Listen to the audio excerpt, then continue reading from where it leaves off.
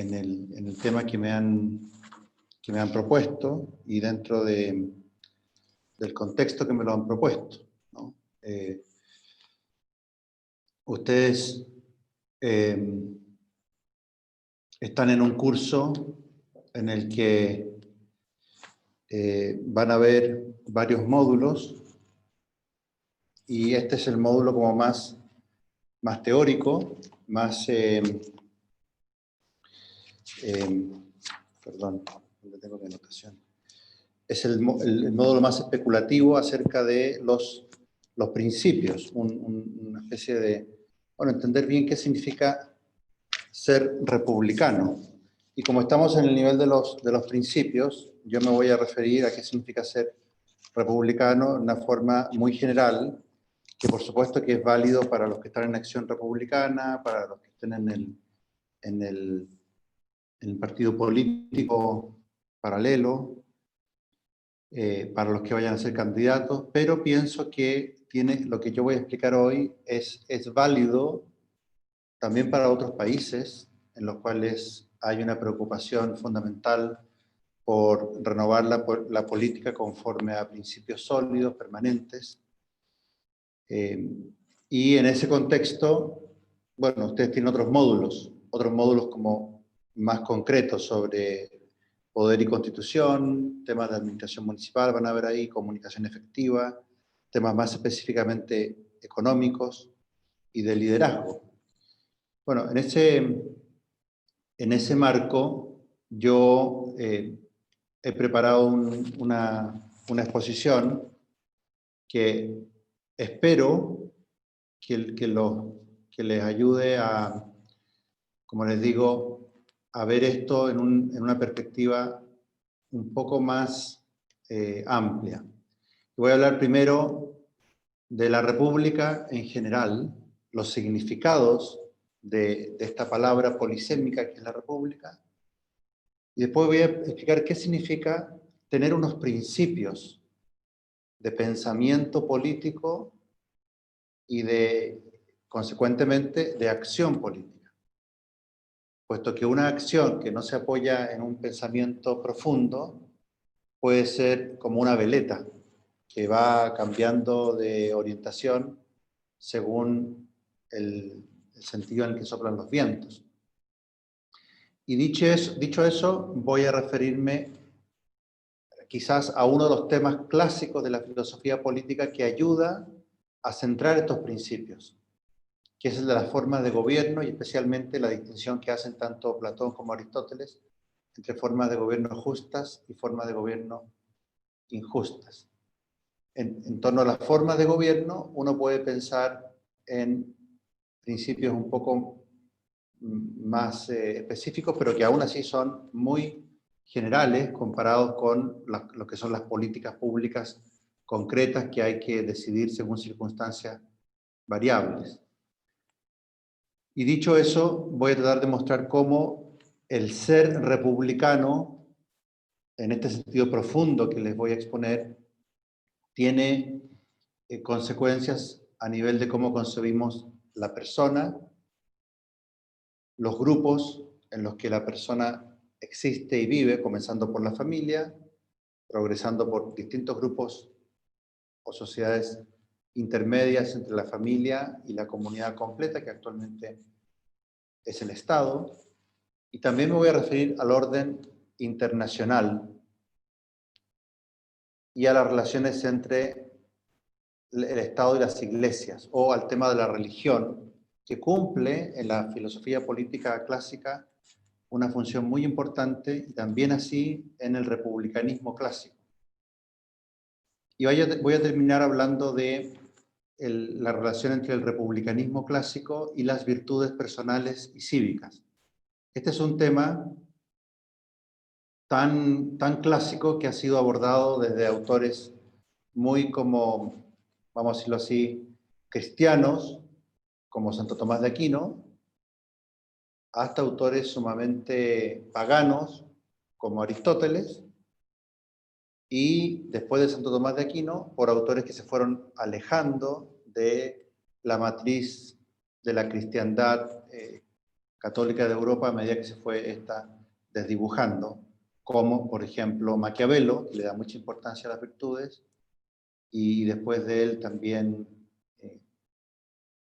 John Locke, Montesquieu, y así hasta autores contemporáneos del republicanismo como Philippe Petit. Todos le han dado mucha importancia a las virtudes, y por tanto voy a tener que explicar cuál es la importancia de las virtudes en el contexto de un pensamiento que podríamos llamar republicano. ¿Qué significa ser republicano? Bien, dicho eso, entonces, dentro de la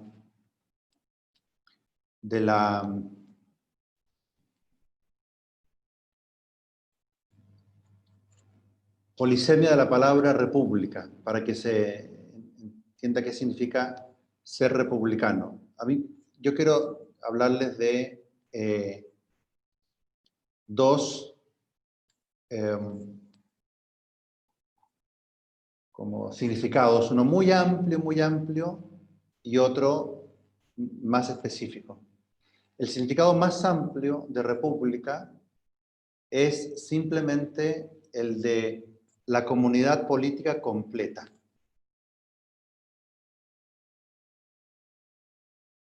Y formada por ciudadanos que, en cuanto a ciudadanos, es decir, miembros activos de la comunidad política completa, son libres e iguales.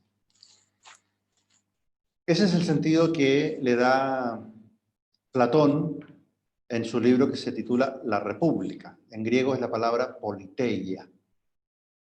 Y esa palabra griega, politeia, es la que usa también Aristóteles, tanto para referirse a la república como la comunidad política completa, cualquiera sea la forma de gobierno que tenga, como para referirse a una forma de gobierno específica, que es aquella en la que esa comunidad política completa está gobernada fundamentalmente por el pueblo a través de sus representantes, o con una importante participación del pueblo, de tal manera que los gobernantes concretos responden ante el pueblo. En este sentido más específico de forma de gobierno, de organización de la comunidad política, en la cual hay un gobernante o un conjunto de gobernantes que han sido elegidos, se contrasta la república con una monarquía hereditaria, en la cual hay un gobernante, tiene una relación con el pueblo, muchas veces considerado como un padre del pueblo, o si es una reina como una madre del pueblo, pero es elegido por el azar del nacimiento simplemente. El que nace como hijo del rey, según unas ciertas reglas de sucesión, va a terminar siendo el rey en el futuro. Y no le responde de modo tan directo al pueblo, aunque un pueblo se puede rebelar contra un rey que devenga tiránico, no es responsable directamente al pueblo como si fuera delegado suyo. Y eso es una monarquía hereditaria en sentido estricto. ¿Por qué hago esta diferencia? Porque en un país como España, por ejemplo, donde hay una monarquía hereditaria, aunque tenga muy poco poder, o en un país como Inglaterra, donde también hay una monarquía hereditaria con muy poco poder, sin embargo sigue habiendo una dinastía que cumple una función simbólica de unificación del reino. Y es una función simbólica que esas comunidades políticas aceptan, que podrían deshacerse de ellas si quisieran, porque el poder efectivo está en el Parlamento británico, que podría decidir deshacerse de la monarquía si quisiera. De hecho, se han hecho algunas encuestas al respecto, y todavía sigue contando con apoyo mayoritario, o también el Congreso de los Diputados español, donde reside el gobierno español, podría decidir deshacerse de la monarquía española si siguiera todos los procedimientos de reforma constitucional establecidos. Bien, en esos contextos, decir que alguien es republicano es decir que se opone al gobierno monárquico, o se opone a que exista una monarquía por muy débil que fuese. Pero nosotros tenemos, por ejemplo, en España, grandes amigos que son ciudadanos activos de la comunidad política española y que promueven el bien común de esa comunidad política completa y son partidarios de la monarquía. No son republicanos en ese sentido estricto, estrecho más bien, acotado de la palabra, de ser partidarios de que toda la forma de gobierno y la organización política resida en el pueblo y en sus representantes y de ninguna manera en alguna forma de monarquía. No, se puede ser republicano en el sentido amplio de apoyar una comunidad política completa con las características que voy a mencionar después, de orden, justicia, libertad, subsidiariedad, solidaridad, estructuras sólidas de las familias y de los grupos intermedios, economías libres, primacía del bien común, etcétera, etcétera. Se puede ser republicano en ese sentido y sin embargo ser partidario de una monarquía hereditaria, como ocurre con España y con Suecia y con Inglaterra, etc. Por lo tanto, las cosas que yo voy a decir ahora se refieren a la república en el sentido más amplio. Y las podemos tener en común, repito, con amigos nuestros españoles o ingleses o suecos que tengan una monarquía, ¿no? Que tengan un rey sobre el cual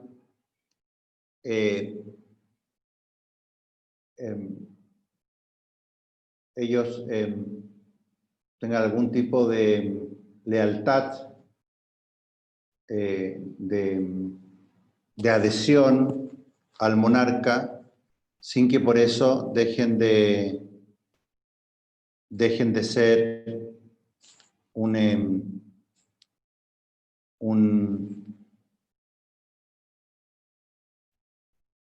dejen de ser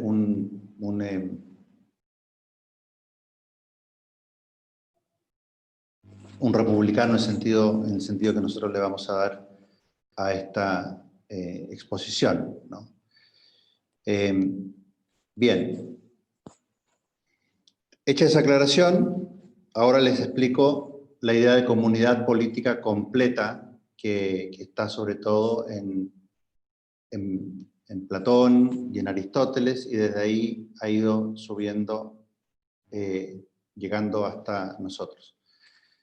¿De dónde viene la idea de comunidad política completa? Viene de la expresión griega de Aristóteles, koinonia teleios. Koinonia es comunidad, teleios es que ha alcanzado su fin o que se ha perfeccionado, que se ha completado, ¿no? Bien. Aristóteles dice en el libro primero de la política que la comunidad humana, para entenderla, hay que dividirla en sus unidades más básicas. Y por lo tanto hay que pensar primero en cuál es la unidad más básica. Y la unidad más básica es lo que hoy llamamos el matrimonio. La conjunción de varón y mujer para la procreación y para constituir la familia, que es la comunidad que se establece para la satisfacción de las necesidades ordinarias de la vida, lo que llamamos hoy la vida doméstica. Bien, la comunidad básica no es suficiente para alcanzar una vida lograda, porque uno tiene que, si uno viviera solo en una isla, un matrimonio y sus hijos estarían todo el día sobreviviendo, es decir, buscando alimento, cocinándolo, alimentándose, y al día siguiente buscando más alimento, cocinándolo y alimentándose. Nunca llegarían en condición de familia única, incluso en condición de una familia ampliada, abuelos, segunda generación, tercera generación, un pequeño clan, nunca llegarían a desarrollar todos los aspectos de una vida un poco más compleja, un poco más realizada.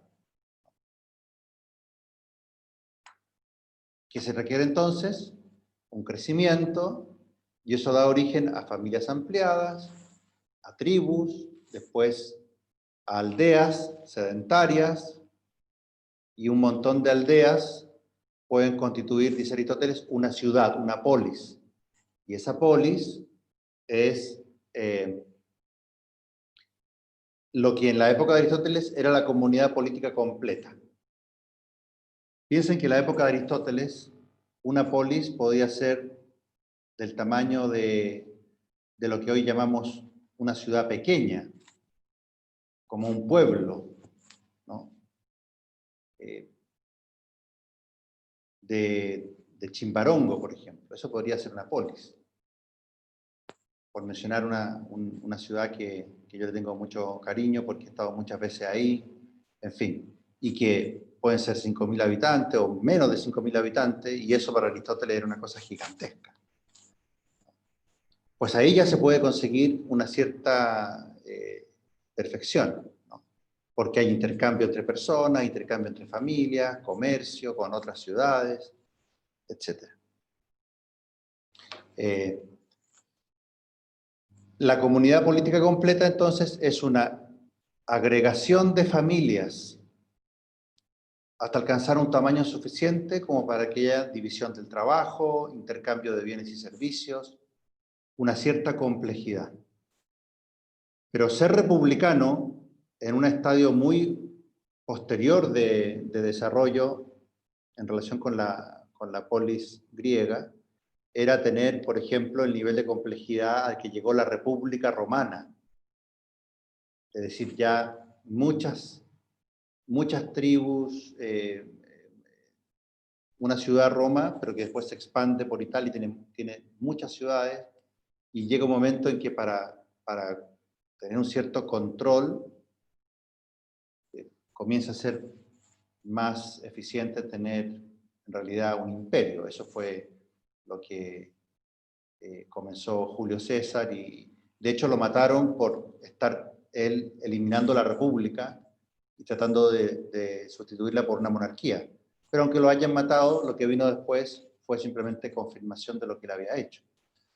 Estoy simplificando mucho aquí, pero la idea es que a medida que crece la complejidad, la misma república necesita formas de organización y de gobierno más complejas, con mayor control, etc.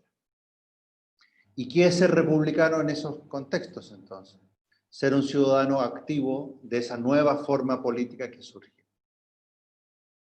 Cuando vienen, no sé, la decadencia del imperio y las invasiones bárbaras, y se comienzan poco a poco a salir de ese estado de disgregación con el surgimiento de los pequeños pueblos medievales, muchas veces alrededor de los monasterios que habían conservado la cultura clásica.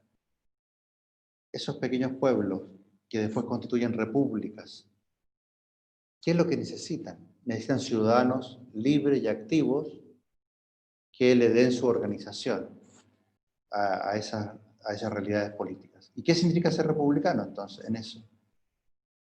Asumir como un bien propio ese bien común.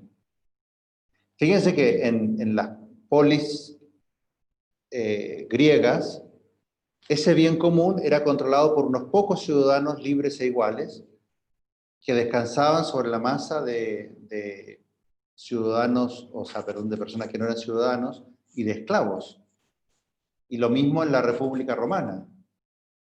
La pequeña comunidad de los ciudadanos libres e iguales descansaba sobre una gran masa de esclavos. Bien, en la medida en que se va superando la situación de la esclavitud y la esclavitud empieza a desaparecer, el ideal es que sean ciudadanos libres e iguales, todos en una república. Y eso es lo que significa ser republicano hoy, ¿no? Aceptar condiciones básicas de convivencia como iguales para todos y que todos tengan similares formas de libertad.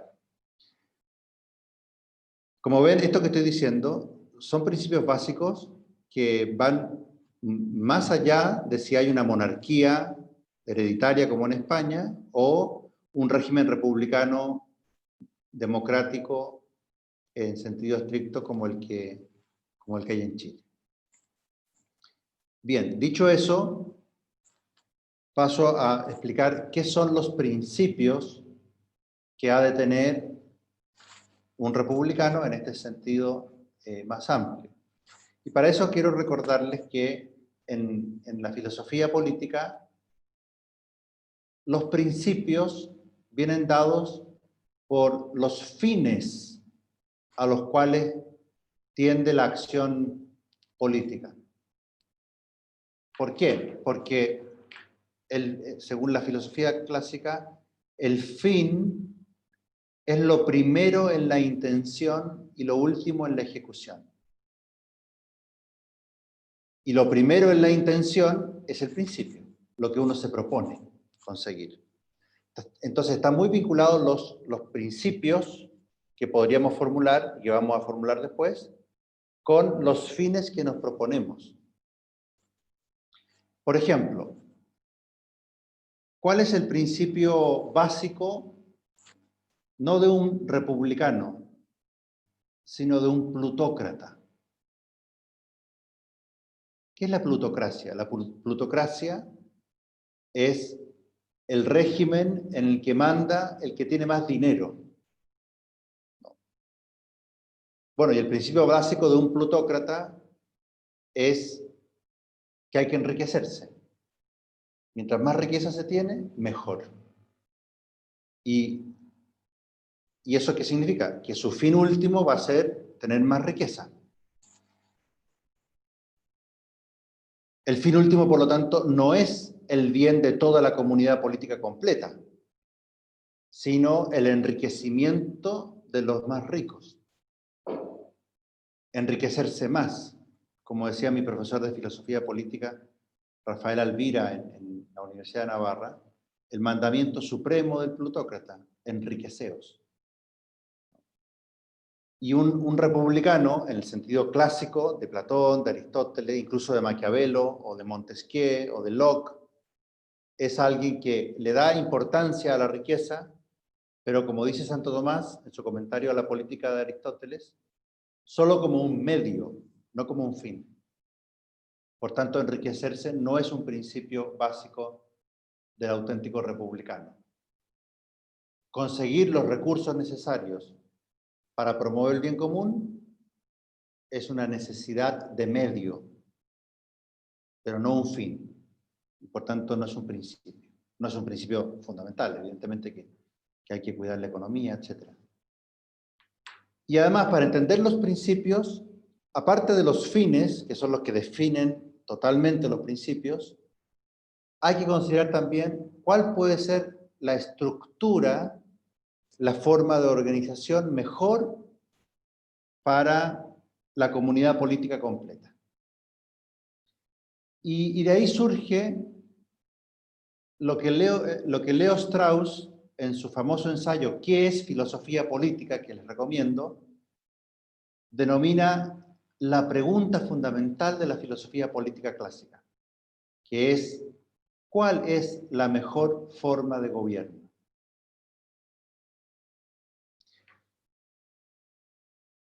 ¿Qué significa ser republicano? Promover la mejor forma de gobierno. Y por tanto para él es crucial preguntarse, bueno, ¿cómo organizamos esta convivencia de tal manera que resulte de la mejor manera posible? Y actualmente hay muchas clasificaciones de formas de gobierno, por ejemplo, las que distinguen entre regímenes autoritarios y regímenes democráticos, o las que distinguen entre dictaduras y democracias, etcétera. Pero esas formas de distinguir, que pueden ser útiles en determinados contextos, no son las fundamentales. Las fundamentales son las que descubrieron Platón y Aristóteles y sistematizó muy bien Cicerón, por ejemplo, en su libro de República,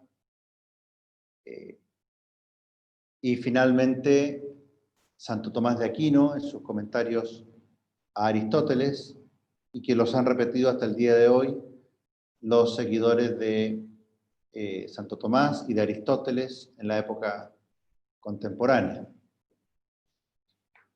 ¿Y por qué voy a decir que estas son formas mejores de plantear las formas de gobierno? Porque toman como punto de partida de la clasificación dos factores.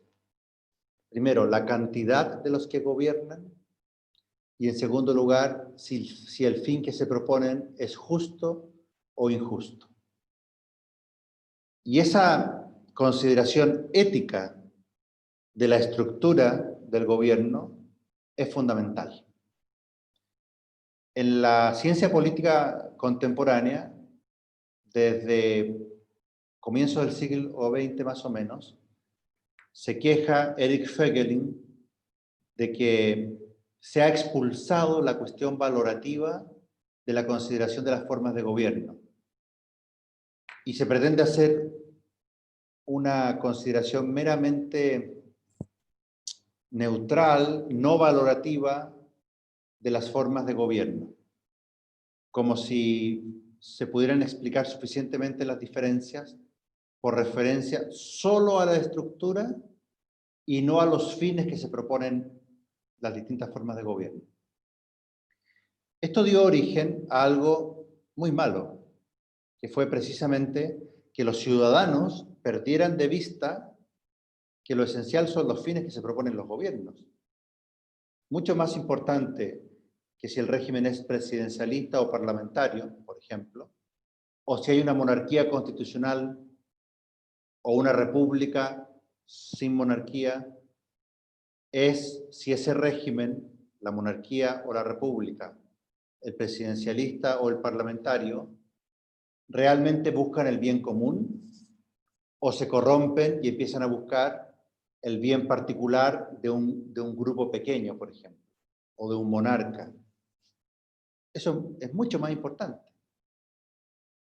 Y al sacar la cuestión valorativa, ética, de la consideración de la estructura y de la forma de gobierno, ocurrieron cosas tan extrañas, por ejemplo, como que durante toda la Guerra Fría, estos analistas neutrales consideraban democracias, tanto a las democracias burguesas de Occidente, donde había auténtica libertad de opinión, libertad de movimientos, libertad de formar partidos políticos, etcétera, con todas las imperfecciones que han tenido siempre las democracias occidentales, pero se consideraban también democracias las llamadas democracias populares, que estaban al otro lado de la cortina de hierro, en Alemania democrática. Adivinen ustedes cuál era la Alemania democrática. La República Democrática Alemana era la Alemania del Este, con un férreo régimen totalitario controlando todo lo que ocurría y disparándoles por la espalda a los que trataban de pasar del muro de Berlín de un lado al otro. Y en China popular también. la República Democrática de China Popular, que no es en realidad un régimen en que el pueblo tenga el control de sus gobernantes, sino que al revés, los gobernantes mantienen un férreo control de toda la población. O sea, en el fondo no son democracias en el sentido normal, corriente que se le da a la palabra democracia. Y la única forma de desenmascarar esto es mostrar que se violan los derechos esenciales de la persona humana, que no se permiten las libertades básicas de un pueblo, que no se permite la espontaneidad básica para controlar a los gobernantes, etc. Y todo esto que les acabo de decir son exigencias básicas de una república justa. Bien, ¿cuáles son estas formas de gobierno? Voy a decir muy rápidamente cómo hace la clasificación Platón, cómo la hace Aristóteles y qué es lo que dice después Cicerón sobre esto. Y Santo Tomás lo repite y los autores actuales también, como Jacques Maritain, por ejemplo, o John Finnis en tiempos más recientes. Platón parte de la base de que un régimen ideal sería aquel en el que los mejores, los más virtuosos, gobernaran. Y él sabe que eso dura poco, y por tanto cuando los hijos de los mejores dejan de considerar como fin de la convivencia la vida virtuosa y la vida buena, se decantan por un bien menor que ese, que es el honor. Y ahí se genera un régimen timocrático en el cual los honores son más importantes que las virtudes. Pero también son más importantes los honores que las riquezas, que la libertad, que la igualdad, etc. Lamentablemente, ese régimen timocrático no dura mucho porque los hijos de los timócratas empiezan a valorar más las riquezas y eso da origen a un régimen plutocrático en que lo importante, más que el honor, es enriquecerse, pero como el honor tiene una cierta importancia, las riquezas se disimulan, no se quieren exhibir. Y ese es un régimen que es una decadencia de la aristocracia, porque ya en realidad lo más importante es la riqueza, pero con pudor, por tanto no se exhiben las riquezas. Más o menos como era la oligarquía chilena en el siglo XIX y comienzo del siglo XX. Pero esto hace que los hijos de esta democracia decadente, plutocrática, cuando tienen riquezas, llega un momento en que no entienden por qué no se pueden usar con un poco más de desparpajo. Y eso da origen a un régimen en que la libertad de hacer cada uno lo que le dé la gana es más importante que mantener las apariencias. Y por tanto ya nos vamos deslizando hacia un régimen que es una mezcla de oligarquía plutocrática y de democracia, en el que la libertad es el valor supremo. Platón describe la libertad en este sentido en una forma como mostrando todas las formas de decadencia del libertinaje en realidad, de querer las riquezas para disfrutar al máximo de las libertades. Pero estos hijos de la oligarquía, que ahora quieren la libertad para disfrutar de los bienes simplemente, sin límites, no se dan cuenta de que viven en una ciudad en la cual hay mucha gente pobre. Y eso da origen a la oligarquía liberal, es lo que Platón llama una ciudad en la que hay como dos estados, uno frente al otro. El de los ricos, que son pocos, y el de los pobres, que son muchos. Y eso presiona para que haya más igualdad. Y como hay una presión popular por más igualdad, hay que ir concediendo cuotas de igualdad. Y eso va transformando el régimen desde un régimen en el que la libertad es lo más importante a un régimen en que la igualdad es lo más importante, a una costa de limitar las libertades. Y eso tiene su culminación en el surgimiento de un líder popular que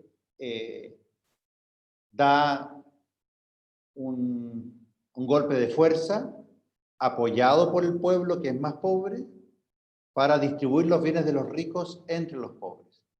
Y eso es lo que Platón llama la tiranía. Yo les voy a recomendar que lean la historia reciente quiero decir desde los años 80 del siglo pasado hasta la actualidad, de Venezuela, porque en Venezuela se produjo exactamente la evolución que dice Platón. Y lo que tienen ahora es una tiranía a la que se llegó con apoyo popular, pero que después el tirano, obviamente, después se saca la máscara, gobierna para sí mismo. Aristóteles perfeccionó esto y dijo, bueno, pero hagamos una distinción un poco más analítica que la que hace Aristóteles. Y dice, si hacemos una distinción más analítica, vamos a descubrir que hay tres formas de gobierno justas y tres formas de gobierno injustas. Las tres formas de gobierno justas son la monarquía, si gobierna una sola persona o su familia, pero para el bien de todos, sacrificándose personalmente para que todos sean felices. La aristocracia, si gobierna un grupo de los más virtuosos, pero otra vez sacrificando su propio bienestar para el bien de todos. Y la república, la politeia, que Aristóteles no le llama democracia, en el que gobierna el pueblo en general, pero no para el bien de la mayoría, sino para el bien de todos, incluyendo el bien de los mejores y de los más ricos, etcétera, que también tienen que encontrar un lugar en esta república bien ordenada. Pero al frente de esa forma de gobierno está la corrupción. La corrupción de la monarquía es el momento en que esa familia gobernante o ese rey comienza a perseguir su propio bienestar particular a costa de explotar a los que son mejores y a las mayorías. Eso es la tiranía en el sentido más estricto y es el peor régimen de gobierno. Después está la oligarquía y la plutocracia, que se produce porque, y aquí está siguiendo él a su maestro, a Platón, porque los mejores dejan de buscar el bien de todos y comienzan a buscar su propio bien. Hoy día lo llamaríamos la corrupción de las élites políticas, que terminan convirtiéndose en élites de gente rica que se enriquece de la mejor forma, o sea, de la forma más eficiente posible, a costa del bien común. Eso da origen a oligarquías, plutocracias, etcétera, que son también formas corruptas de gobierno. Y finalmente, una república, en el sentido de gobierno de la mayoría, también se corrompe cuando las mayorías explotan a las minorías. Incluso considera Aristóteles que si una mayoría con sus representantes persiguiera a los mejores o a los más ricos, también sería un régimen injusto, porque estaría explotando a una parte de la comunidad en beneficio de la mayoría. Esto es lo que Alexis de Tocqueville llamó la tiranía de la mayoría, que también es un régimen corrupto. Un republicano auténtico, ¿qué es lo que quiere? La república, independientemente de que sea una monarquía, una aristocracia o una república en sentido estricto, que gobierne para el bien común, para el bien de todos. Y Cicerón dijo, como nunca va a ser posible tener una monarquía en sentido estricto, sin peligro de que se convierta en tiranía, lo mejor es un régimen mixto. Y de ahí viene de Cicerón la idea del régimen mixto, que fue recogida después por Santo Tomás de Aquino. Santo Tomás dice, el mejor régimen sería una monarquía de un rey bueno, perfecto. Pero eso es muy difícil de conseguir. Por lo tanto, en la realidad concreta de los países, lo que se puede conseguir, y es lo mejor, es que haya unidad de mando, que es lo propio de la monarquía, pero que eso esté moderado por un conjunto de personas que participan activamente en la vida política, pero que sean los mejores, no los más astutos, los más mentirosos, los más demagógicos, ni los más ladrones, sino los mejores realmente, las personas más virtuosas. Y que todo eso esté controlado por una fuerte participación de todo el pueblo. Y eso es el régimen mixto, que Santo Tomás de Aquino dice en la Suma Teológica, que es lo más deseable. Bien, y eso creo yo que es lo que mejor refleja el espíritu republicano. Un régimen mixto, constitucional, en el que se cumplan, y con esto me voy a ir acercando al final, los siguientes principios. Primero, la primacía del bien común sobre los bienes particulares. Y para eso hay que estar dispuesto a hacer sacrificios de bienes particulares. Ahora, una persona está dispuesta a sacrificar su bien particular, por ejemplo, ir a una guerra e incluso estar dispuesto a morir por defender a la patria, o que me expropien un bien porque lo exige el bien común. ¿Estamos dispuestos a eso? ¿Y pagar impuestos por el bien común? Sí, estamos dispuestos a eso. Siempre que todos estén dispuestos a lo mismo y no que haya un grupúsculo de personas que exploten esa disposición a colaborar de algunos para el bien particular de otros. La primacía del bien común sobre el bien particular es lo que da origen a virtudes como el patriotismo, por ejemplo, el cumplimiento de las leyes justas que están establecidas para el bien común, el ser un ciudadano responsable y honesto. Pero eso presupone que todos están sacrificando una parte de su bien particular por el bien común, que es el bien de todos. Otro principio es el de la justicia social. La justicia social en realidad es simple y sencillamente que los bienes comunes sean ordenados al bien común, al bien de todos y cada uno de los miembros de la comunidad. Y también que sean adecuadamente utilizados para la protección de los más débiles. Ustedes saben que hay un principio básico de la filosofía política clásica, que es que la autoridad pública tiene que gobernar para el bien de todos, y cuando digo todos, es todos, pero con especial atención a proteger a los más débiles, porque los más débiles no se pueden proteger a sí mismos. Y eso es justicia social. A veces hay un significado de justicia social que pone muy nervioso a los liberales en sentido económico, y yo creo que tienen razón, porque a veces se ha abusado del concepto de justicia social para referirse al igualitarismo, a igualar hacia abajo, a lo que un ministro de la presidenta Bachelet llamaba quitarle los patines a los que les va mejor. Pero la verdadera justicia social consiste en realidad en organizar las cosas de tal manera que los bienes se puedan aprovechar para el bien de todos, regulados por principios como el de subsidiariedad y el de solidaridad. El principio de subsidiariedad afirma que las comunidades mayores tienen que ayudar, de ahí viene la palabra subsidiariedad, subsidium, a las comunidades inferiores, ayudarlas a cumplir sus propios fines, pero no sustituirlas. Y que todo lo que pueda ser hecho por una comunidad inferior sea hecho por ella y no por una superior. Porque si una comunidad superior intenta suplantar a las inferiores, ahoga la espontaneidad social. Y eso es malo para todos. Y el principio de solidaridad afirma que todos los miembros de la comunidad tienen que contribuir al bien de los demás. Y el Estado tiene que presidir ese esfuerzo, pero no ahogar las iniciativas de las comunidades inferiores. Por eso subsidiariedad y solidaridad son dos principios que no se pueden contraponer. En Chile no sé por qué se produjo una especie de competencia entre principio de subsidiariedad y principio de solidaridad, cuando en realidad son como dos caras de la misma medalla. El bien común también exige el principio del orden en armonía con la libertad. O sea, la libertad no es un fin en sí mismo, la libertad es una característica de la voluntad humana por la cual podemos autodeterminarnos hacia el bien. Y eso tiene una dimensión social, que son las libertades públicas, las libertades políticas, etc.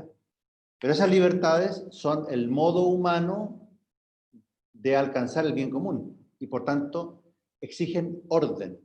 Sin orden no hay libertad, porque cuando hay desorden, anarquía, predomina la ley del más fuerte. La ley del más fuerte es contraria a la libertad de los ciudadanos. Por eso también un republicano tiene que defender las libertades públicas contra las tiranías estatales. Pero es una libertad con responsabilidad. Y si uno aplica todos estos principios, va a resultar una comunidad ordenada, donde la persona individual, con su dignidad espiritual, está en el centro. Después viene la familia, que es donde mejor se puede realizar la persona, donde más reconocida es tal como ella es, donde más se la quiere por ser ella quien es, incondicionalmente. Después vienen los grupos intermedios, donde se da origen a la escuela, a los sindicatos, las asociaciones intermedias, las empresas, las comunidades de trabajo. Todos esos grupos intermedios estructuran la sociedad de tal manera que dan origen a la sociedad civil con toda su espontaneidad. Ahí está el mundo de la economía, del que ustedes van a hablar más adelante, del trabajo, en el que los libres intercambios, repito, dentro de un orden, una libertad con responsabilidad, pero auténtica, permite mejorar también desde el punto de vista material. Pero repito, lo que dije al comienzo, la riqueza no es el fin de la economía. El producir riqueza es un medio imprescindible para la economía. Pero el fin de la economía es el bienestar de las familias. Por eso, si un sistema económico, por ejemplo, produjera como productos secundarios muchas familias con malestar, con destrucción, con anomia dentro de las familias, habría que reformar ese sistema económico para beneficiar a las familias. De nada sirve que haya mucha riqueza en un Estado si esa riqueza se concentra en unos pocos y hay un montón de familias pobres. Eso no sirve, y por eso la función subsidiaria del Estado tendría que intervenir para regular mejor esa economía. Y aquí no me malentiendan, regular mejor no significa regular más. Puede haber un exceso de regulaciones que en lugar de regular mejor, regulen peor el sistema económico y dañen más a las familias. Y por encima de los grupos intermedios está el Estado. El Estado es una organización política de la sociedad civil y por tanto está al servicio de la sociedad civil. Eso es lo que la filosofía política del siglo XIX, por ejemplo,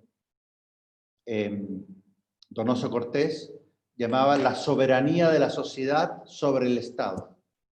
Esta idea la recogió el movimiento Solidaridad en Polonia y después el Papa Juan Pablo II, diciendo el Estado como estructura está al servicio de la sociedad civil y de la vida espontánea dentro de la sociedad civil.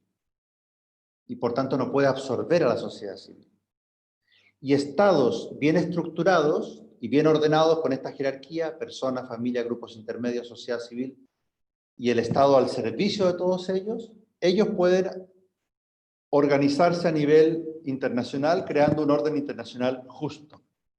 El orden internacional justo no puede ser un conjunto de oligarcas globalistas que pretendan imponer todos sus valores a cada uno de los estados. Bien, dentro de este marco menciono hacia el final la religión. ¿Por qué? Porque la religión es el fundamento de la convivencia civil. De ahí la importancia de la relación correcta entre el Estado y la Iglesia, que es una relación de mutua ayuda, de colaboración y también de independencia recíproca. Con esto podría hablar mucho porque he estudiado mucho el tema de la Iglesia y el Estado, pero aquí simplemente decirles, son capitales dos principios. La libertad religiosa, que el Estado no pretenda ahogar la religión, ni controlarla, ni dirigirla, porque la Iglesia tiene una finalidad trascendente.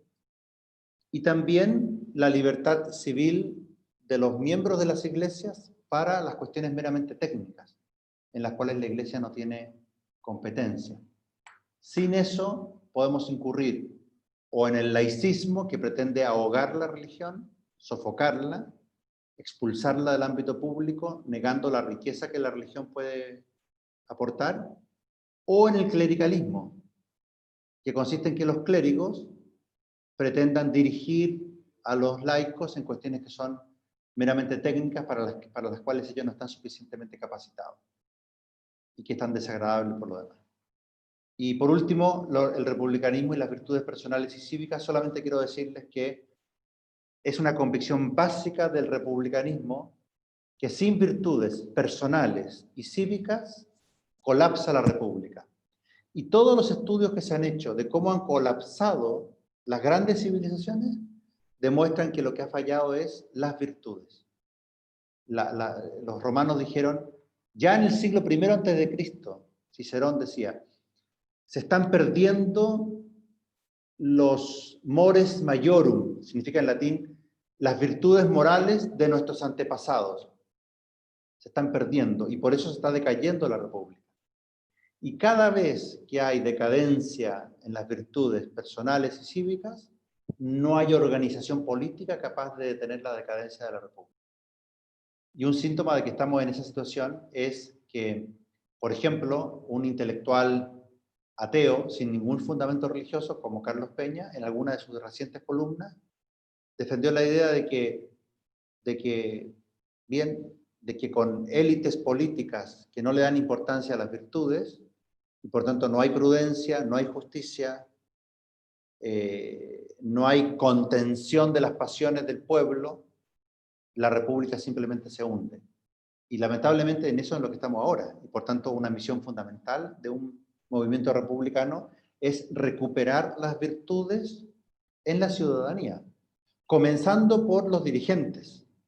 Porque es mucho, como Aristóteles enseña, es mucho más grave que haya vicios en los dirigentes a que los haya en el pueblo que no es dirigente. Ojalá que todos sean virtuosos, pero obviamente si el que roba es el que está a cargo del Tesoro Nacional, eso es mucho más grave que si un lanza me roba la billetera a mí, aunque eso también haya que perseguir. Bien, me alargué un poco más de la cuenta quizás porque me habían dicho 45 minutos a 1 hora y creo que ya me pasé de los 45 minutos, pero ese es un resumen de qué significaría ser republicano. Un ciudadano activo, libre, que reconoce como principios los fines esenciales de la convivencia política y que por eso defiende una estructura, una forma de gobierno que tenga en cuenta el bien común, la justicia social, la subsidiariedad, la solidaridad, el orden y la libertad con responsabilidad, y que estructure la convivencia poniendo a la persona y su dignidad espiritual en el centro o en la cumbre, y los grupos al servicio de esa dignidad espiritual, empezando por la familia, después la sociedad civil con la economía y el trabajo en ella, el Estado al servicio de la sociedad civil y no para servirse de ella, y un orden internacional en el que todos los estados se respeten recíprocamente y en el que la religión, la iglesia sean respetados como fundamento de la convivencia, junto con todas las virtudes personales y cívicas de los ciudadanos, pero especialmente de los ciudadanos que gobiernan, que tienen un deber de ejemplaridad mayor. Y con eso abro paso a las preguntas que pueda haber. Muy bien. ¿Quién quiere levantar? Yo puedo dar la palabra a los que me levanten la mano, ya sea en forma... Es que en forma física no sé si lo voy a estar viendo a todos, porque hay como 9 pantallas y yo tengo muy pocas. Pero si hablan, si ustedes hablan, ahí se... ¿Profesor? Sí, ¿Me escucha? sí, Micaela, la escucho. Perfecto. Tengo algunas preguntas hechas en el chat. Ah, bueno, no van a hablar entonces. Le va a quitar la palabra a los ciudadanos libres e iguales. Muy bien. Así es como No, se no. empieza No, a la destruir una pregunta que me república. hicieron... Bien, así se No, destruye la república. Con la censura empieza la destrucción de la república. Pero bueno, vamos. No, le vamos a dar la palabra a Hans Marcelo Rojas. Muy bien, adelante. Que hable. Perfecto. Denme un segundo para poder abrir el chat. Y yo creo que Ahí está. si hablan voy a poner speaker view y voy a poder verlo. Adelante, Hans. Aló, buenas tardes, ¿me escucha, profesor? Lo escucho pero no lo veo. ¿Cómo será? A ver, Hable, vamos a ver. ahí.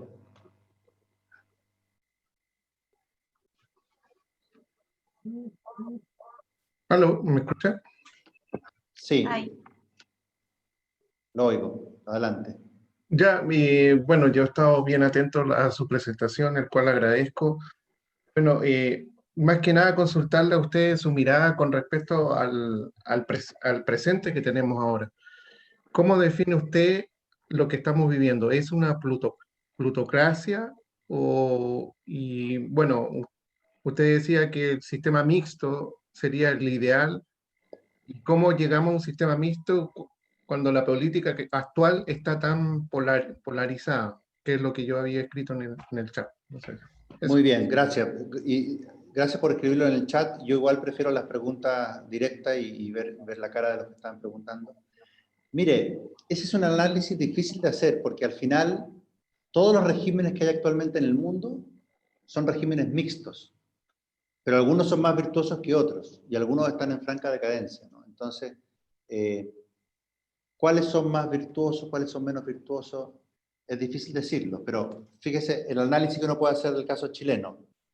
Hasta hace muy poco, hasta hace muy pocos años, en Chile había un régimen mixto, democrático, con un fuerte componente monárquico que era el presidente de la República, que conducía a la República. Uno podría decir, por ejemplo, hasta, incluso hasta el primer periodo del presidente Piñera, estaba claro quién era el que mandaba. El presidente de la República mandaba.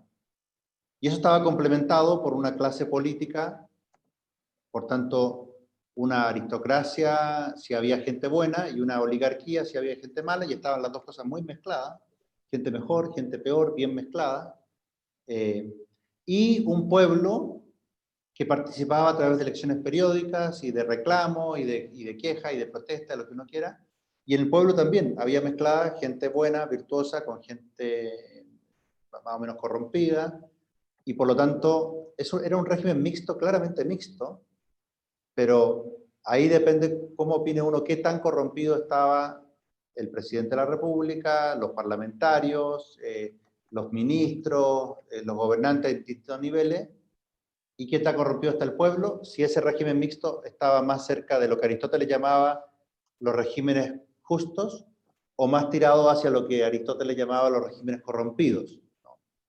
Yo personalmente suelo fijarme mucho en la corrupción y por lo tanto tengo una visión más o menos negativa. Es decir, en mi escala de decadencia platónica, esto estaba muy lejos de una aristocracia y muy cerca de llegar ya a una tiranía.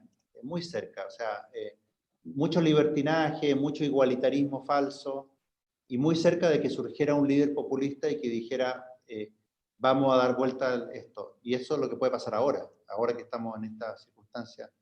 Entonces, y en términos aristotélicos, bastante cerca de una oligarquía con, con mucha corrupción. Pero fíjese, no tanto como Argentina, por ejemplo, ni como México, o el mal de muchos consuelo de tontos, pero quiero decir, eh, estamos en ese borde de que más oligárquico o menos oligárquico, y un pueblo más corrompido o menos corrompido.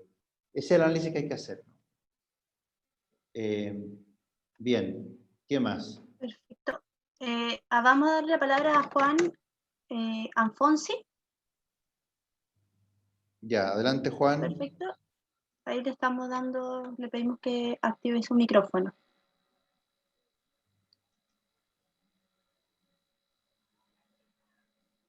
Juan. Juan. Ahí sí, ¿me escucha? Ahí está.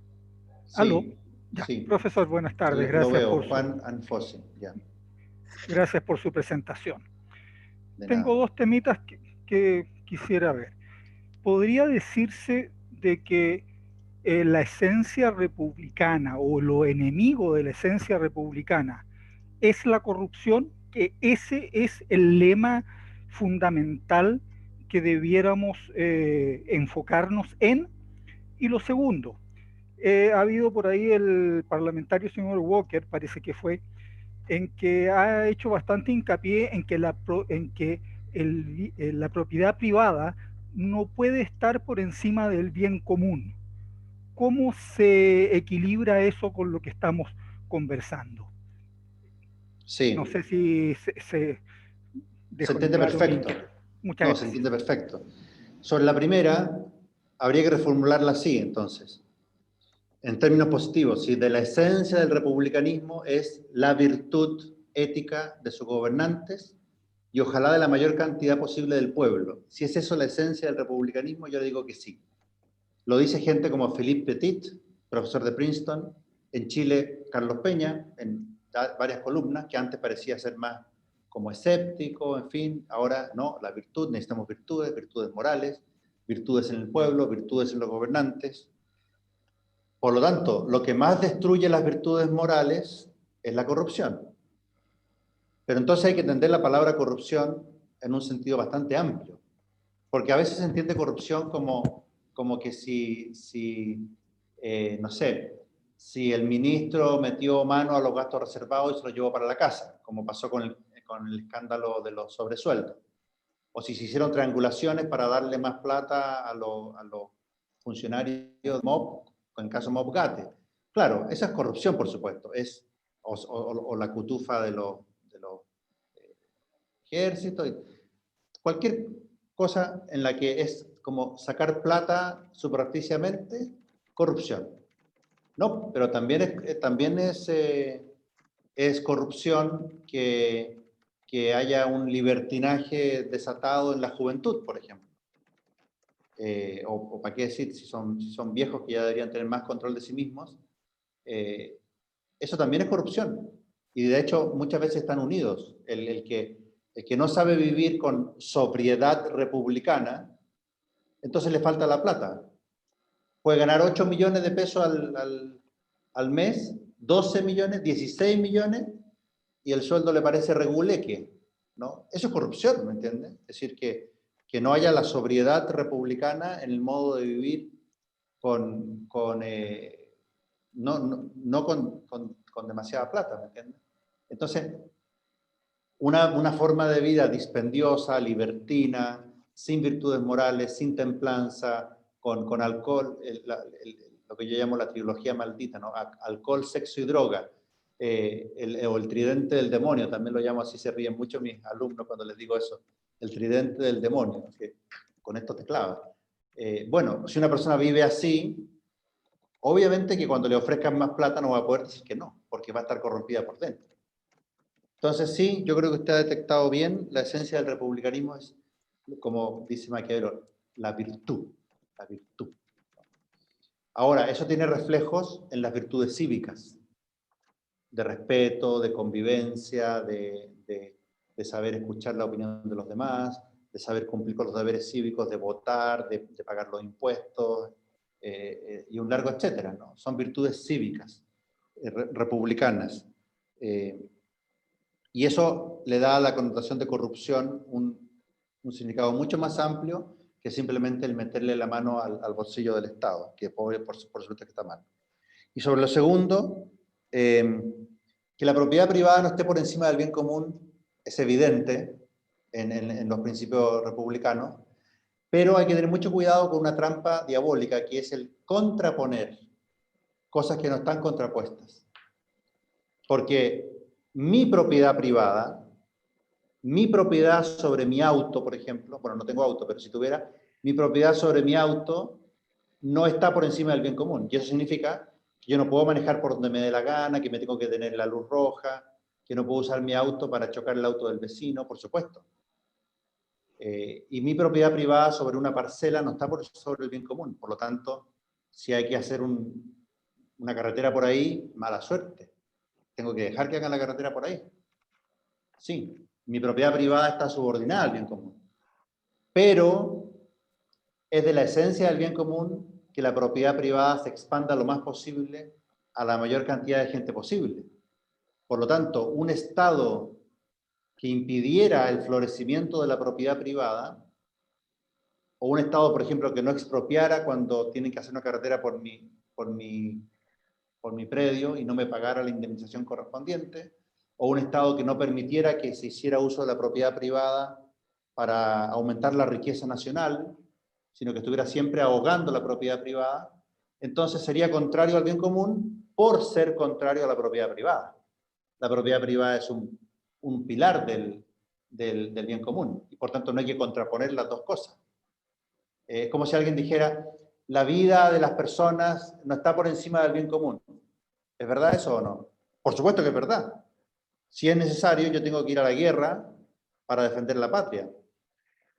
O si es necesario, yo tengo que hacer, los médicos, por ejemplo, un esfuerzo heroico con riesgo de contagiarse con tal de defender el bien común. Es verdad. Y muchos han muerto y son héroes. ¿Entiendes? Médicos, enfermeras, personal sanitario. Entonces, ¿es verdad que la vida no está por encima del bien común? Por supuesto. Pero un Estado que atacara la vida humana estaría atacando un pilar del bien común. No hay que contraponer vida humana y bien común. La vida humana es un elemento esencial del bien común, porque el bien común es el bien de todos y cada uno de los miembros de la comunidad. Espero haber respondido con eso las dos preguntas, don Juan. Sí, don Cristóbal, vamos a darle la palabra a don Óscar Cáceres Burgos Bien. para que pueda hacer un comentario. Vamos a tener luego una pregunta más y vamos a estar finalizando la clase. ¿Aló, Bien. profesor? Bien, Óscar. Profesor, ¿me escucha? Sí. Buenas noches, muchas gracias por la clase. De nada, Óscar. Gracias a ustedes por el interés. Mire, la duda mía es básicamente porque nosotros ya estamos metidos en la debacle moral en nuestra sociedad. Hoy en día se ensalzan los vicios, se ensalzan las pasiones. Es mejor el que más carretea, el que más carabineros apedrea, el que más bancas quema, el que más estaciones de metro destruye. La verdad es que yo siento que tenemos la necesidad de reintroducir la celebración del valor y de la virtud en la sociedad. Sin embargo, el que llega y habla de valores y de virtudes rápidamente se le cancela. Rápidamente queda cancelado y queda silenciado y queda censurado en todas partes. ¿Cómo partimos? ¿Cómo lo podemos abordar? ¿Cuál podría ser la estrategia que podríamos introducir? Porque yo soy padre de dos niños, yo trato de inculcarles valores en mi casa, tengo particularmente discusiones enormes con mi señora porque tenemos una visión de repente media contrapuesta de los valores. Trato de inculcarles valores básicos, Dios, patria, hogar, el respeto a Dios, a la patria y al hogar, que creo que son los que forman a la persona, sería como el tridente o la espada de los tres arcángeles. Muy bien, oye, voy a añadirlo eso a mis clases. Muy bien, esto aporte, voy a anotar el copyright de Óscar Cáceres. Muy bien. Que son en el fondo como los valores que yo trato de inculcarles siempre a mis hijos, pero eso es una solución a 30 años. No es una solución para 5 años más o 2 años más. Entonces, ¿cómo evitamos? ¿Cuál podría ser una estrategia y cuáles serían los valores que tendríamos, en qué orden ir recuperándolo para poder ir solucionando o poniendo un freno a esta debacle? Yo voy a responder con una respuesta que da Santo Tomás de Aquino cuando escribe un opúsculo dirigido al rey de Chipre, que se llama de Regno o de Regimini Principum, del reino o del régimen del príncipe. Él le dice, un príncipe, cuando llega a hacerse cargo de una comunidad, si la comunidad ya es virtuosa, entonces puede hacer muchas cosas para mejorarla todavía más. El problema es si llega cuando la comunidad está muy corrompida, ¿qué tiene que hacer? Y entonces ahí la respuesta es bien complicada, porque Santo Tomás dice lo siguiente. Por una parte, va a tener que tolerar los males como más arraigados en ese pueblo, para irlos quitando poco a poco, pero no los puede eliminar de la noche a la mañana porque va a tener una sublevación, le van a cortar la cabeza, y por lo tanto, en ese caso, tiene que tomar al pueblo tal como está, defender lo más importante, aquello de lo que todos sean capaces de cumplir, y eso imponerlo. ¿Por qué? Porque la mayoría va a ser capaz de cumplir eso. Y de ahí, poco a poco, irlos llevando hacia formas de virtud más alta. Y por eso, en realidad, educar a los niños no es para 30 años, es la clave para ahora. ¿Por qué? Porque los que se atrevan a decir públicamente, como, repito, el ejemplo de Carlos Peña es muy bueno porque él lo hace no por motivos religiosos, como muchos de nosotros, sino simplemente racionales, salvar la república. Y lo hace en una columna en el Mercurio. Entonces, si él lo puede hacer en una columna del Mercurio, siendo ateo, ¿cómo no lo va a poder hacer un papá en su familia, en el colegio de los niños? Yo creo que llegó el momento en que hay que atreverse a hacer eso que usted dice, aunque inicialmente haya una casta de periodistas corruptos que se van a reír de usted y que van a decir no sé qué, no sé cuánto. Tenemos que atrevernos a decir, yo estoy reivindicando la virtud. Si usted se ríe de mí, usted es un corrupto. Hay que decirlo así nomás, ¿entiende?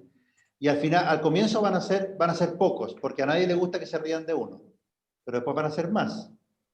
Y después van a tener sus hijos, cuando en lugar de tener 2 y 5 años, tengan 15, quizás van a ser, bueno, la típica rebeldía adolescente un poco, pero igual van a decir, bueno, pero yo me tengo que portar dentro de ciertos parámetros. No puedo estar rompiendo bancos, incendiando supermercados, etc.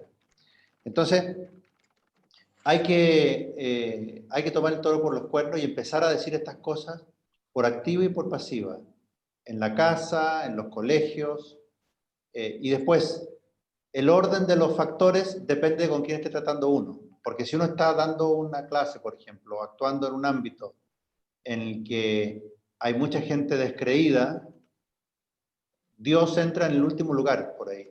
Yo en la universidad hay muchos alumnos que se convierten del ateísmo al cristianismo, gracias a Dios. Pero no empiezan con un discurso sobre Dios. Se empieza con un discurso sobre la honestidad humana. Y al cabo de cierto tiempo se dan cuenta, chuta, esta honestidad humana, ¿dónde es más promovida?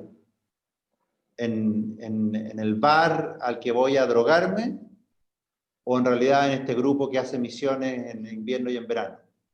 Y se da cuenta. Y le voy a contar una anécdota. Yo hice un asado con estudiantes, y cuando terminó el asado, nos fuimos cada uno por su casa. En la noche recibí un WhatsApp de un estudiante que me puso: profesor, gracias por esto, porque nunca lo había pasado tan bien, y me dio lo que yo necesitaba, paz.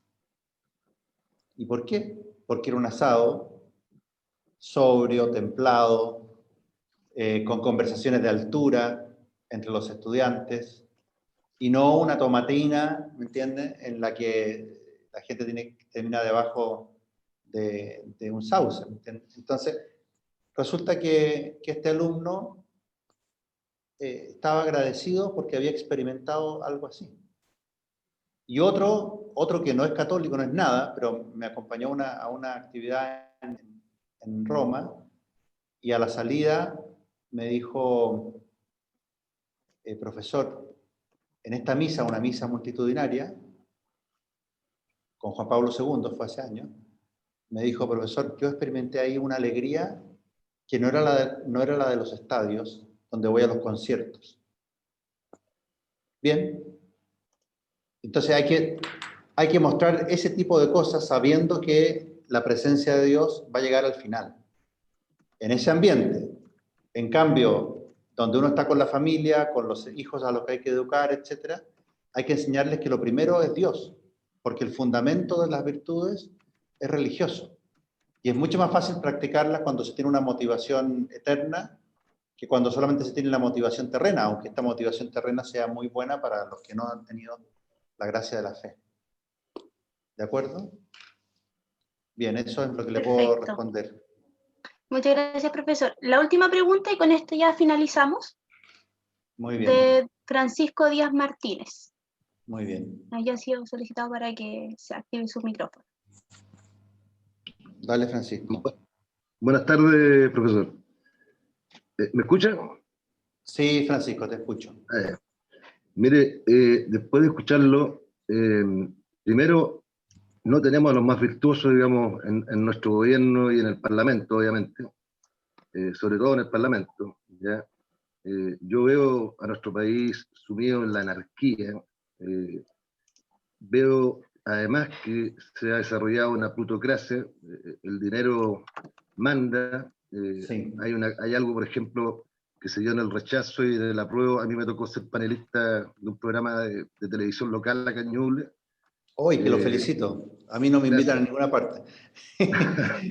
Bueno, el tema es que yo ahí advertía que la gente que iba a votar a prueba no se daba cuenta que al final, por un tema de dinero, por un tema de firmas que se necesitaban, no iba a ser la señora Juanita ni don José el que iba a estar en la convención constituyente. Y eso es lo que viene ahora, porque realmente, digamos, al final los que van a poder llegar a esa convención constituyente van a ser los que son miembros de los partidos políticos y que tienen la plata para la campaña. Claro. Y que tienen un nivel de aprobación de un 3%. Entonces, Sí. Lo que yo veo es una anarquía y yo digo, no será necesario una persona, un líder, ¿ya? En estos momentos yo veo a José Antonio Kast como un líder de esas características, que dé un golpe de timón, que tenga más atribuciones como para salir de este hoyo en el que estamos metidos, en esta especie de camisa de fuerza que nos tiene hundidos, digamos, en una sociedad que no respeta valores, que no respeta a la policía, en que el delincuente tiene todas las de ganar, y el ciudadano común y corriente no se le respetan los derechos humanos. No sé, ¿qué piensa usted con respecto a eso? Que emerja un líder, digamos, fuerte, ¿ya? Y que se le den atribuciones de alguna forma, obviamente que no puede ser un dictador, pero yo veo nuestra democracia muy destruida, muy alicaída en todo sentido. Bueno, le voy a responder lamentablemente desde la filosofía política clásica, un líder fuerte al que se le dan facultades especiales para implantar el orden es lo que se llama un dictador. Los romanos tenían un dictador, una dictadura que cuando había una emergencia nombraban un dictador. Ahora, un estado de excepción constitucional como el que estamos viviendo ahora es una forma de dictadura. Entonces, el problema es que estamos viviendo una forma de dictadura para el tema del COVID, que sobre texto del tema del COVID nos tiene casi destruido a todos, pero que no se usa para detener la revolución que está en curso. Entonces, es un grave dilema el que usted plantea. ¿Sabe por qué? Porque en una situación de conflicto social tan agudo como el que hay ahora, de decadencia tan fuerte, es posible, podría surgir, fíjense las posibilidades, podría surgir un líder fuerte y carismático, pero como el que surgió en Venezuela, Hugo Chávez, y termina de destruir el país. Claro. ¿Por qué? Porque con la retórica puede engañar a todo un pueblo, y fíjese usted, si ve las encuestas de popularidad, Pamela Giles, este otro niño de Recoleta, no quería decir el nombre, ¿Cómo me lo... Bueno, entonces, este otro niño que va a ser desbancado en Recoleta, pues ya sabemos quién. Populista, la niña Isquia del colegio médico. La Isquia. Ellos suben con una especie de liderazgo demagógico y en el lado socialdemócrata, Joaquín Lavín también sube con un liderazgo demagógico. Y cualquiera de estos podría terminar siendo el que se llevara el gato al agua o el que le diera con el palo al gato, como quieran ustedes matar al gato, y tendríamos un régimen populista demagógico. Estamos en ese peligro ahora. ¿Podrá José Antonio Kast emerger como un líder que efectivamente consiga popularidad a pesar de estar tan destruida la fibra moral de la nación? Lo tiene muy difícil, creo yo. Lo tiene muy difícil, tenemos que hacer un empeño enorme. Bueno, y en ese empeño me quiero referir a lo primero que usted dijo, que es el tema de que al final en esta situación actual, los que ganan son los que tienen estructura partidaria, los que tienen plata, etc. ese es un dato de la causa, ¿no? Lamentablemente es un dato de la causa. Eso no va a cambiar. O sea, la única posibilidad que tenemos, me parece a mí, es convencer a más gente de los que pueden participar en los partidos políticos, que ojalá lo hagan, a más gente buena, a más gente con virtudes republicanas. No solamente en el Partido Republicano, sino en otros partidos, que ojalá esa gente también se meta, que no deje esto en manos de los que están más corrompidos. Y segundo, que la gente rica de Chile, bueno, también hay que encontrar gente que sea rica y que no esté corrompida, ¿me entiendes? Que su fin último no sea la plata, que su fin último sea el bien común. Porque sin plata no se va a hacer nada, ¿me entiendes? Es decir, es cierto que vale mucho desde el punto de vista de aglutinar gente, el que haya muchísima gente que aporte lo que pueda, aún siendo poco, ¿no? Yo estoy en un canal de YouTube y hace poco me llegó la primera donación de alguien que me dijo, perdóneme, profesor, que sea tan poca plata. Y yo le dije, oye, yo no soy Luxich, para mí lo que tú me diste es mucha plata, ¿no? Sí, y muchos pocos hacen mucho, pero también tenemos que convencer a mucha gente que tiene mucha plata de que se la juegue por proyectos de virtud republicana. ¿Entiendes? Y esa es una tarea que es difícil, pero tenemos que intentarlo. Bueno, y eso es lo que le puedo decir, pero no nos vamos a poder zafar de esa exigencia bueno, por algo se han hecho el Partido Republicano, ¿no? Exigencia de estructura partidaria, exigencia de organización territorial, exigencia de movilización. Y tampoco nos vamos a poder zafar de las exigencias de dinero, etc., ¿no? En todas partes hay que hacer fundraising, levantamiento de fondos, y convencer a gente que tiene dinero de que lo ponga también donde hay un auténtico espíritu republicano. Muy bien, eso es lo que se me ocurre responder. Gracias. Gracias a usted por la pregunta. Muy bien.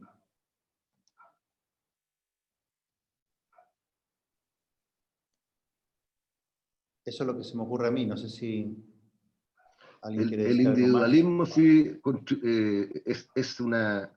el individualismo que se desarrolló en nuestro país en estas últimas décadas, yo creo que juega en contra porque las personas ricas, digamos, piensan solo en ellos y poco en lo colectivo. Creo que ahí, para resumir un poco lo que usted decía, que ojalá hubiera más gente rica, virtuosa y con pensamiento Sí, del bien común. Yo creo sí, que no, ahí estamos un claro. poco débiles. Claro, el individualismo es una peste, pero el individualismo, fíjese,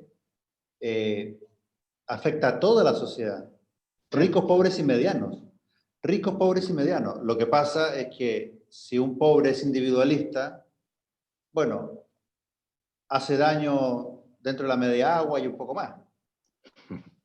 Salvo que se convierta en delincuente, porque entonces ya no es solamente individualista, sino que es delincuente y hace daño donde roba, donde asalta, etc. Y si un rico se hace individualista, el problema del rico individualista es que su daño es mucho mayor. ¿Por qué? Porque utiliza su riqueza de una forma que da mal ejemplo, Egoísta. Entonces, bueno, y por eso, fíjense que la reacción izquierdista contra esto, ¿saben cuál es? Atacar al rico, quitarle la mayor cantidad de plata que pueda, subir los impuestos, asfixiar la economía. Esa es la reacción izquierdista, o sea, el remedio peor que la enfermedad. La reacción republicana es convertir al rico, ¿no? No maltratarlo, sino hacerlo consciente de su responsabilidad. Facilitarle el que sea filántropo y no asfixiarlo con impuestos para que el tipo quiera esconder toda su plata en Islas Caimán. A mí una vez me dijo una persona muy rica, pero muy rica, me dijo, voy a decir una cosa brutal, esto es grabación privada, pues no voy a decir quién fue además, pero me dijo, Cristóbal, yo no doy plata para obras benéficas en Chile. Chile no, ¿eh? ¿Pero qué dices? Le digo, ¿estás loco? No, porque es tan envidiosa la gente que si se dan cuenta que tengo toda esta plata, me van a empezar a atacar, a criticar, a tratar de cobrar más impuestos. Entonces la tengo toda afuera Y hay cosas muy, muy buenas en Estados Unidos, en España, y ahí les doy plata. Entonces, eso es lo que consigue un discurso izquierdista, resentido, anti-rico, en lugar de hacer como hacen los gringos, que al que le va bien, lo felicitan, le facilitan donar, le presentan proyectos que son atractivos para él y para el país, y un largo etcétera. Y nadie tiene que andarse escondiendo porque tiene plata. ¿Entiendes? Steve Jobs no se esconde. Bueno, ahora está, esperemos que haya salvado su alma, pero no se escondía. Bill Gates no se esconde. Ninguno de los millonarios gringos se esconde. O sea, nosotros somos estúpidos realmente en la forma como tratamos a la gente que le va bien. Los maltratamos. Yo creo que los republicanos tendríamos que ir a buscarlos, a entusiasmarlos con lo que podría ser un país bueno y a que pongan su dinero también en sacar adelante el país por patriotismo. Porque el patriotismo es una virtud transversal. Está desde el chiquillo que lo único que tiene es una cerveza para ver un partido de fútbol con la selección nacional, hasta el supermillonario que se compró los pasajes para ir al mundial y lo está viendo en el estadio en butacas de lujo. Los dos igual de vibrantes por la selección chilena. Entonces, hay que tratar de que esos dos se acerquen, no que se alejen. ¿Me entiendes? En fin, podría seguir infinitamente con la filosofía política, pero Ahora, eso basta por ahora. ahora sí, profesor. Lo que pasa es que se me había caído el internet y había salido, pero ya Ya. volví. Le Muy agradecemos bien. por la clase. Estuvo muy Muy bien. interesante. Hay muchas Vamos para la preguntas, próxima. Adiós. pero vamos a finalizar aquí. Para todo el resto de Agradecido a los todos. participantes, Que les vaya muy bien a todos. gracias, profesor. Para todo el resto de los participantes, recordarles que